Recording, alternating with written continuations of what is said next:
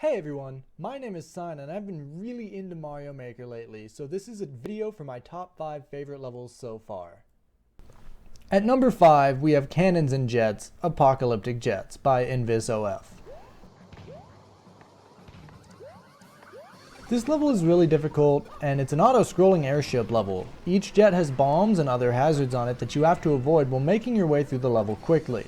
Fire rains down from the skies as jets explode left and right.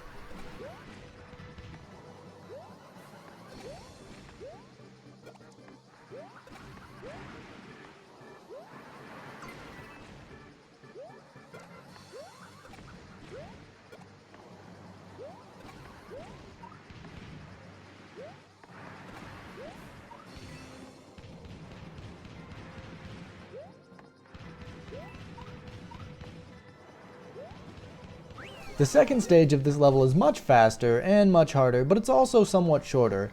Overall, it's a great concept. It gave me a lot of trouble the first time through, and even while recording this, I probably died a good 50 times recording this footage.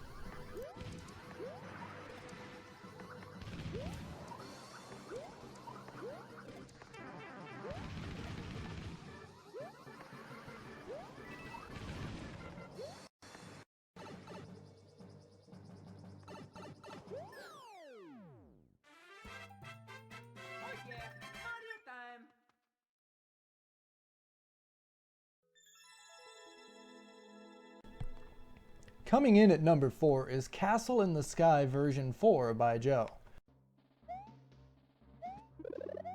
This level starts off pretty tame with you jumping through some platforms, avoiding dry bones and a saw, but it shows its true nature after you enter the first door.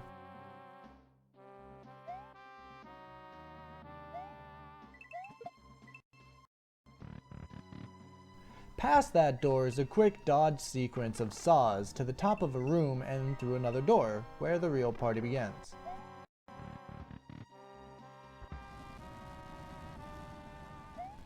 You have to make your way across more platforms, avoiding cannons, into a double platform puzzle.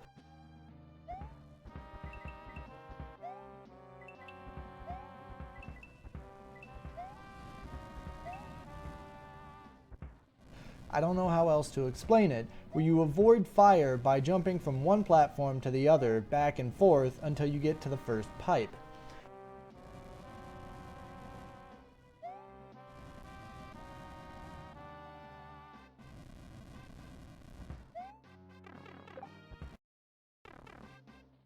Past that pipe is a checkpoint room, a small reprieve, and then another door.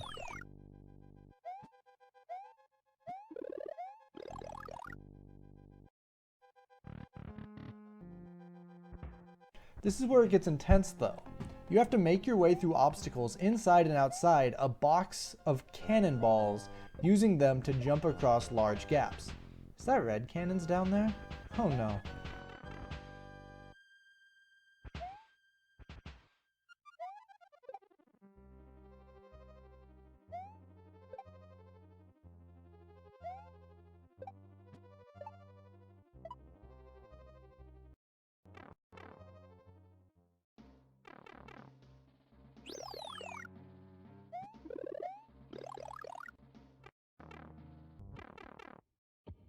That's right, it picks up pace. Now, you have to take a gallop and still make it through a maze of saws, spikes, and other devious tricks to get to the end of the level. Overall, the level design was absolutely brilliant, and it had me on my toes from start to finish. Still was easier than my last level though.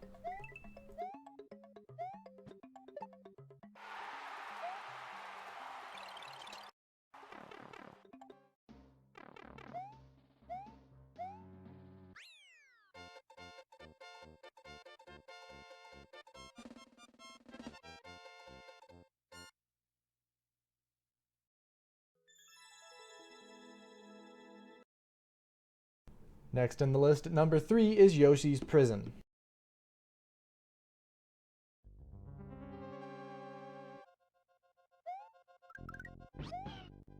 This twisted level has you save Yoshi from his prison by using these red shells to get bombs to fall and break the stone walls in your path.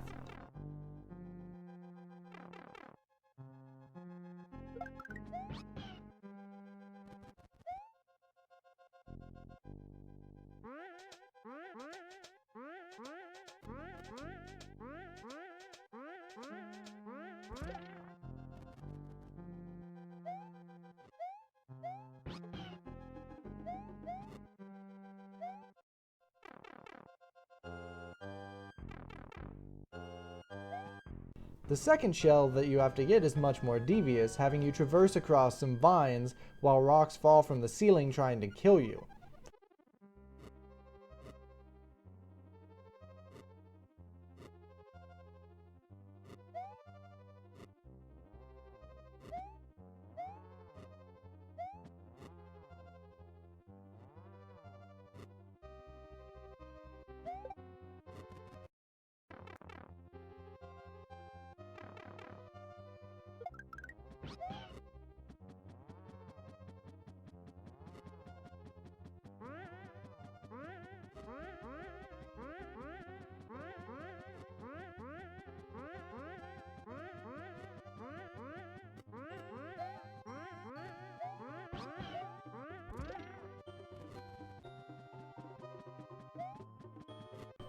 Once you save Yoshi, you need to use him to get through several different puzzles, such as getting a P-switch to drop some cannons.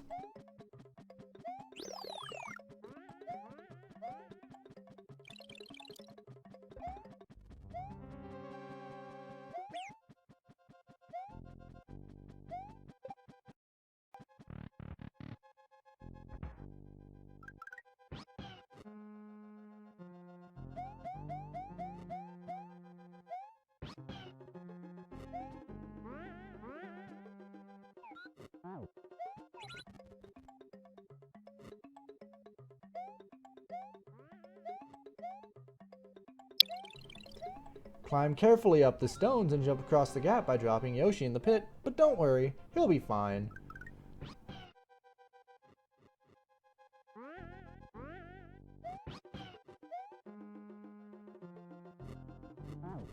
After saving Yoshi, you need to send him back on his way so that you can climb across these vines.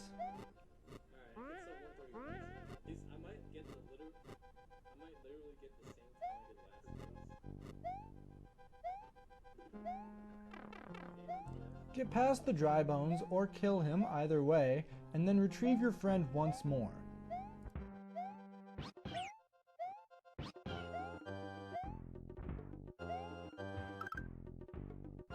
This last puzzle is pretty easy. You just need to get the P-switch and activate it to drop these two cannons. After you've done that, that's pretty much the last real problem in the level, so now you can get the heck out of here. Oh wait, yeah, jump.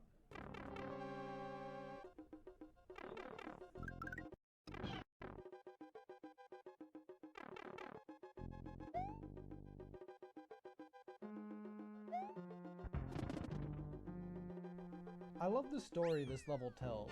You have to rescue your best friend to get out of this prison, and when you finally do, you get to both leave together. No Yoshi's lost.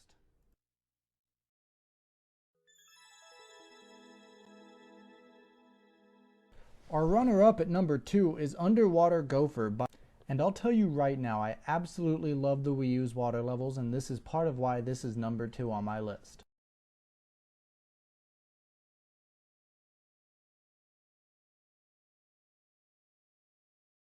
At the start of the level, you get a power-up, which is a wonderful addition to every level, and have to swim through some Cheep Cheeps.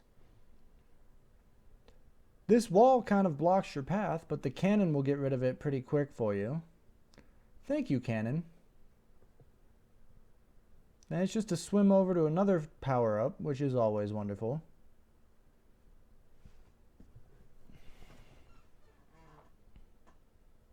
And then down this hallway. And a door. Underwater. Great place for a door. This is just obviously the first P-switch in a line. And then every other P-switch along this little path you have to hit to get through the pipe.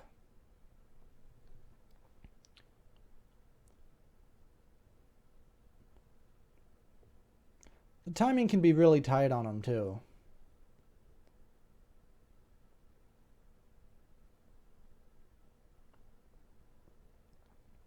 Now I really don't care for this part as much. This entire section just feels uninspired.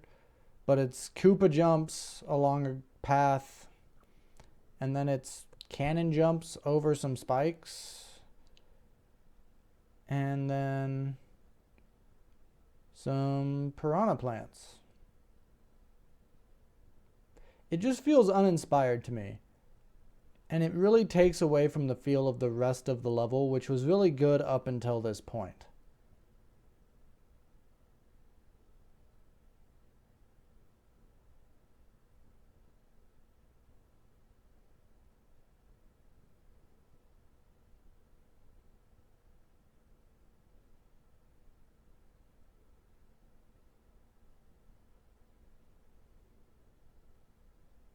Here's a checkpoint, which is rather hidden, kind of pointless in my opinion. And then you use Yoshi to get across those saws and back down into the water. Now this part, you gotta kill all these Goombas, or at least most of them. After this point, the level really starts to feel uninspired, like it should have ended already.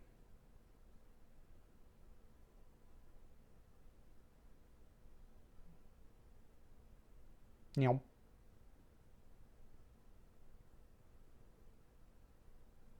Meow.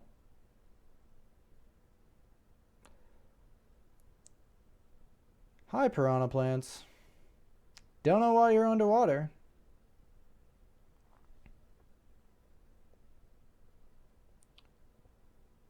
Back up for some more platforming. This part is somewhat shorter.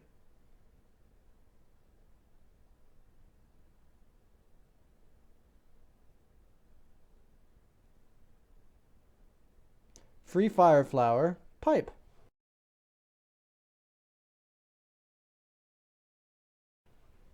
Now this is a spike maze, and I really don't care for spike mazes at all, but this one does give you some stars, which saves it in that regard to get through the maze.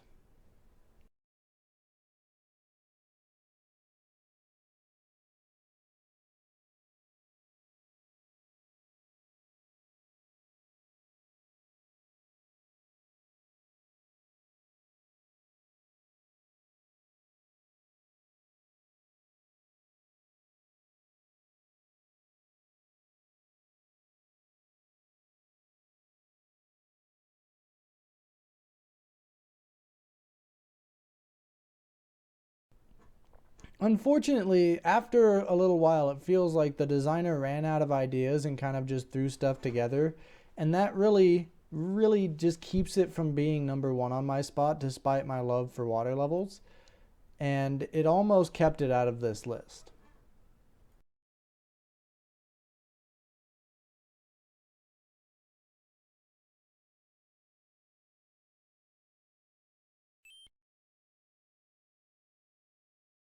But what could possibly take my #1 spot except Mr. Cannon Loves You by Jin? I had trouble including this level, but I just did. This level tells you the story of Mr. Cannon. Mr. Cannon loves you. Mr. Cannon gives you gifts, but they aren't always what they seem. In fact, quite often Mr. Cannon's gifts will hurt you. Sometimes he'll throw you fire flowers, which you can use to get through the map, but he'll often push you off of cliffs. Sometimes he'll throw you stars that if you pick up, you won't be able to continue. Mr. Cannon just wanted to trap you. And sometimes his gifts will unleash your inner demons in the form of food. Terrifying. Anyways, Mr. Cannon has killed me so many times recording this level that I would just like to petition to rename this level 50 Shades of Cannon.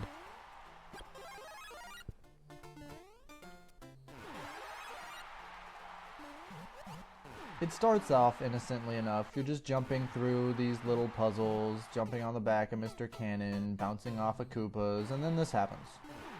Or this happens.